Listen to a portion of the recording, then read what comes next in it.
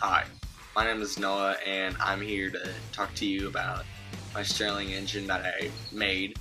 I'm going to tell you a little bit about it. I'm going to tell you why I built it, how I built it, and what I plan to do with it. So I guess we'll start off with the engine itself. So here, this is my actual Stirling engine that I've built. It is made out of soda cans and tea cans. Believe it or not, this project was actually very difficult to build because I had to almost relearn what I've already known about engines before, because this is completely different. This is ran off steam instead of a burnable fuel. So how a Stirling engine would work is on the bottom here, you would place a candle or multiple candles. That'd be your heat source. And then this can right here, this white can, that's my cooling jacket. So what that would do is that it would cool the heat and it'd hopefully create steam. Then in here, there's a second can behind this cooling jacket, which has almost as a counterweight to help act as a piston, so it'll actually drive the motor. I was not successful at this at all. I'm not sure what was wrong with it, but for me it didn't work as well as I thought it would. I did have a flywheel on here, but during transport from Vision Tek to my house, it was damaged, so I had to remove it. So in here, that little balloon, that's called your diaphragm. That's what moves up and down, acts as a pump.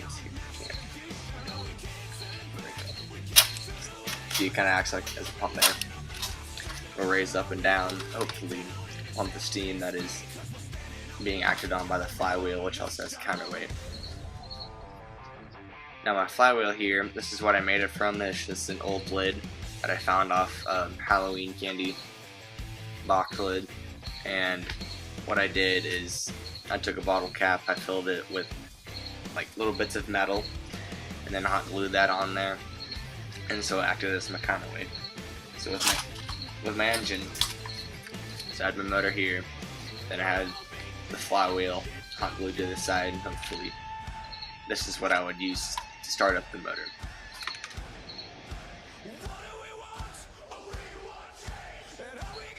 I think one of the hardest parts of building this motor is actually getting the materials, because I actually had to recreate some of the actual parts on this motor, because either I couldn't access the parts that I needed, or if I were to order them online, they would take a month to get here, and I had 4 weeks tops to get this project done. When I first actually tried to start this up, it sounded really good. Well, mechanically I thought it sounded good. It sounded like the Stirling engine as I used from a guy on the internet, and his tutorials were great. He had 2 video tutorials, and then he had written tutorials, and then a PDF template. And those, I used all of those, and it was a very great learning from him. But yeah, so when I tried to turn it over, it did sound really good. It sounded like a Stirling engine. It made that weird little pop noise, little push noise. But I'm not sure where I went wrong. My theory was, if it sounded good, it should work. But what I actually did is, when I put the candle in here, this is actually hot glued.